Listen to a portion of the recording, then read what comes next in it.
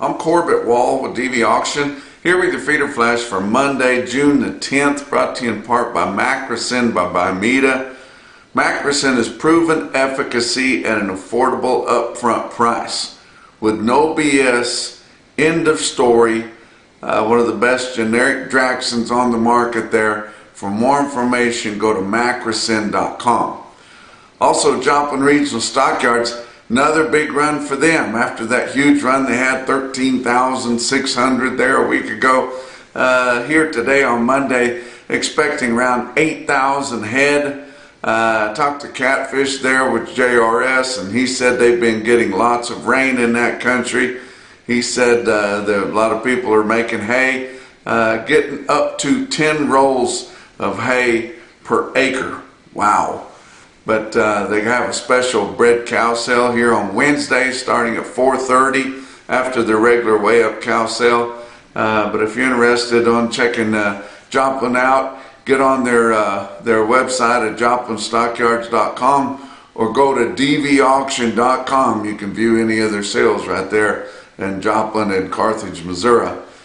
Extra innings, last week's fat cattle trade never really got going until the end of the week, and then we saw they were still buying cattle in the evening on Friday, which you don't see that very often. A lot of times we wait till Friday, but usually we get the business done on Friday morning. But you get all your confirmed sales put together, which is what we get through USDA up through 2 o'clock, and didn't get that many of them. So we're going to wait until we get Monday's reports in to see what it all rounded up to be, because a lot of the trade didn't happen until later in the afternoon, or like I said, into the evening on Friday. But your Northern Plains stuck to their guns.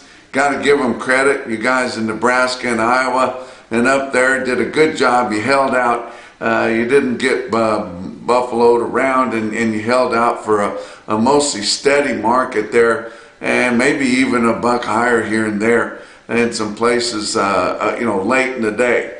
And the Southern Plains, they didn't put up much of a fight last week, and almost curious how little of a fight they put up. It's getting where they trade so few cattle in the Southern Plains.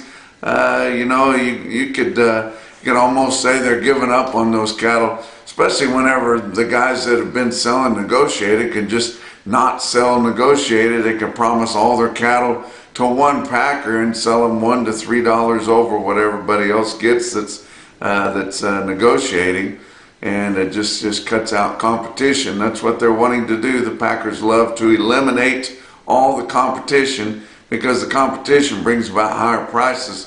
Once they get everybody to give up, either go formula, promise them all their cattle, or however they do it, once they get rid of all the competition, then they can just work the price out to whatever they want it to be. But Northern Plains stuck to their guns. The board was weak every day last week, and we ended up at the end, whenever we did see trade, that there was as much as a $10 basis, or maybe even a little bit more, against the top trades in Northern Plains, and we're well within the spot month of June. Only a $3 basis in the Southern Plains, and like I said, the Southern Plains not putting up much of a fight, and the Northern Plains holding their feet in the dirt. We've got quite a premium with the Northern Plains, and apparently all the cattle pretty much grade choice or better anymore. So why would we need such a big premium in the Northern Plains? It's just that they're trying harder. They're digging in. They know the packers need the cattle. Packers can keep talking about how they're cutting the kill schedules and everything. They're still killing over 600,000 every week, and they're not killing very many cows and bulls, because there's not many cows and bulls available. So they're actually killing more steers and heifers, because as a percentage of what the total kill is, the steers and heifers are a bigger part of it, because the cows and bulls just aren't out there anymore. And that is going to get a lot worse before it gets better. There's not many cows available, and they're not in loose hounds. People want to keep as many cattle as they can. It's going to get real interesting here later this month when we get to 4th of July time, because that is a climax of demand for ground beef, and then the sales are going to be closed for 2 weeks. So we'll see. We usually see our higher prices or highest prices of the year right around there. But I was talking about Mark Harmon there, saying how good the conditions were in Southwest Missouri. It's pretty good everywhere. New Mexico not, but I'm from New Mexico. New Mexico is always dry. If you look at the drought monitor, there's just not very many places where it's not pretty good. And you look at the amount of the United States that's in normal conditions, it's 74%. That's the best it's been since April of 2020.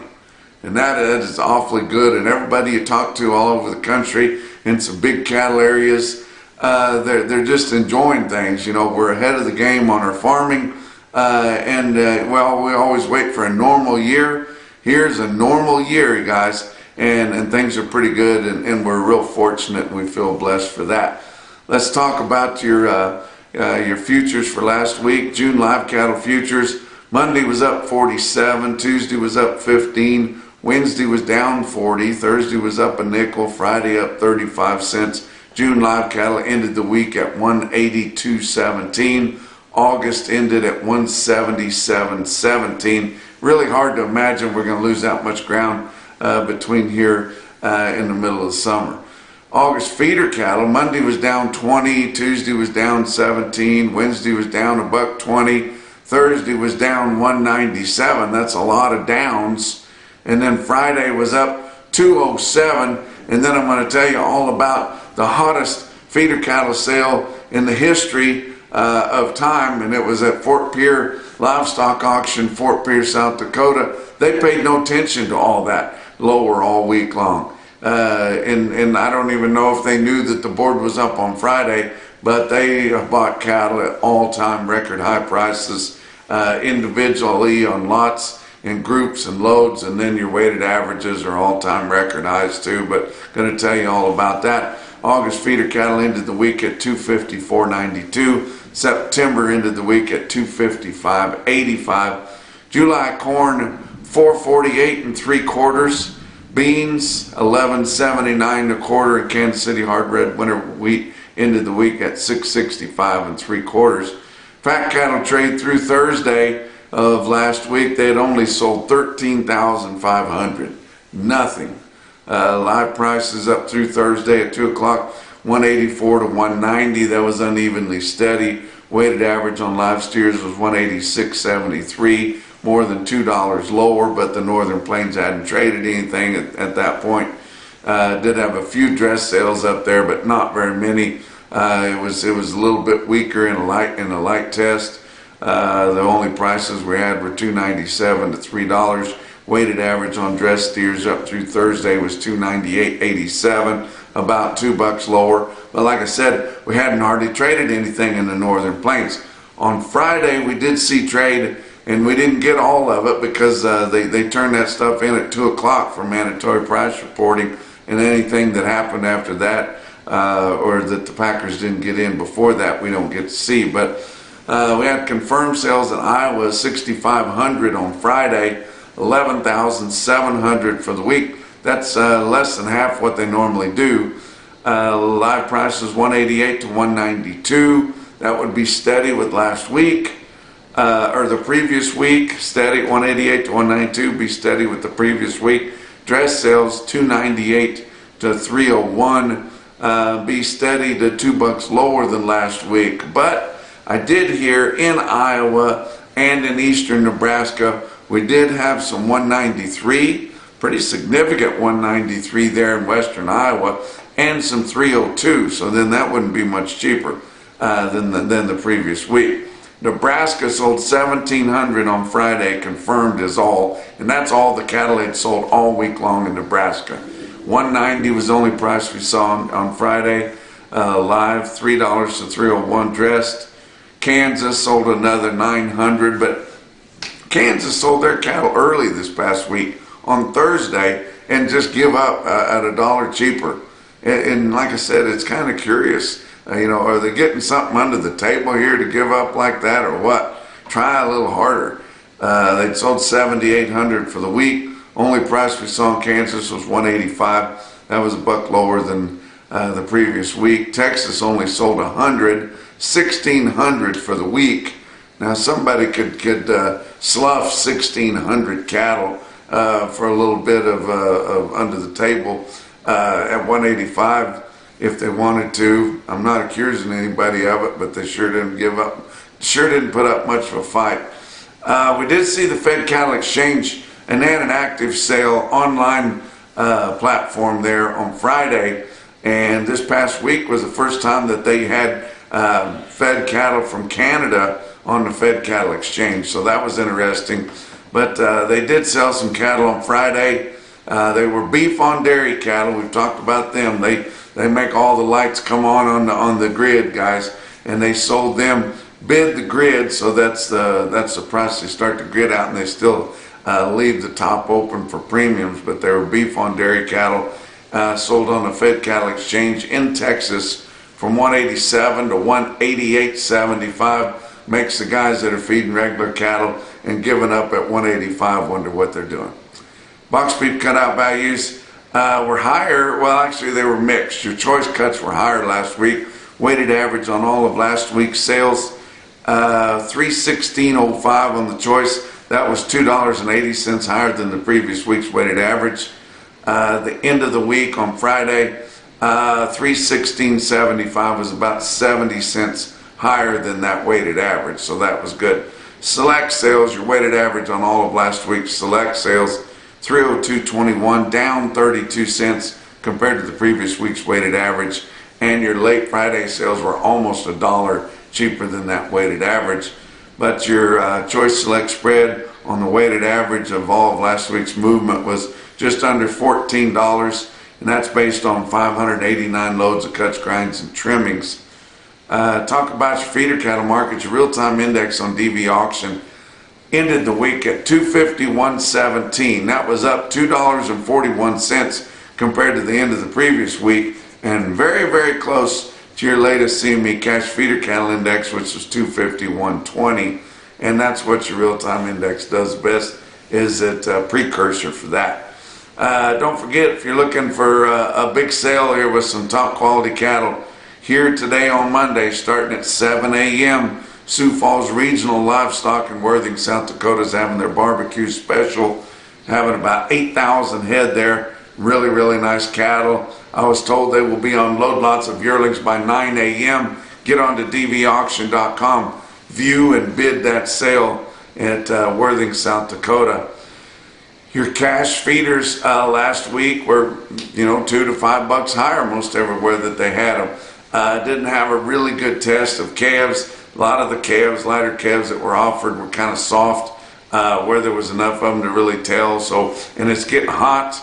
We got good moisture conditions, but it's getting hot, and seems like it's unseasonably hot early this year. But your biggest sale, I think, that we've ever seen up to this point. We're going to see some higher ones going forward, but I've never seen prices like this before. We blew the ones 10 years ago away, but Fort Pierre Livestock Auction had 10,900 head for their WLAC anniversary special. It's just unbelievable what these cattle were bringing. These are all record prices, and I'm going to give you the record weighted averages here. Feeder steers are steady to $3 higher. They look more than that to me. Feeder heifers are steady to $4 higher. Steer calves 3 to 6 higher, and heifer calves 3 to $8 higher. I'm going to tell you about the weaned cattle here, not the unweaned fleshy ball or soft calves, but on the weaned steers. They had 1,440 head of 6-weight steers in Fort Pierre on Friday. They averaged 644 with a weighted average price on all of those 6-weight steers of $328.20. Wow. That blew the roof off of everything. We've never seen prices like that. 803 head of 7-weight steers in Fort Pierre, averaged 731 at $298.95. there was almost 1,473 head of 8-weight steers in Fort Pierre. They averaged 857 at 265.59, and 796 out of 9-weight steers Fort Pierre averaged 945 at 250.04. How about the heifers? There were 741 head of 5-weight heifer calves. They averaged 568 with a weighted average price on all of those in the heavy fives at 321.37. Wow. 844 head of 6-weight heifers averaged 646 at 288.39.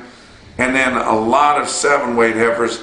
And then these are the ones that sold as feeders. They had several replacements in the low to mid 7 weights there, and they sold at a premium, but not a huge premium, but just knocked out the feeder buyers for the most part.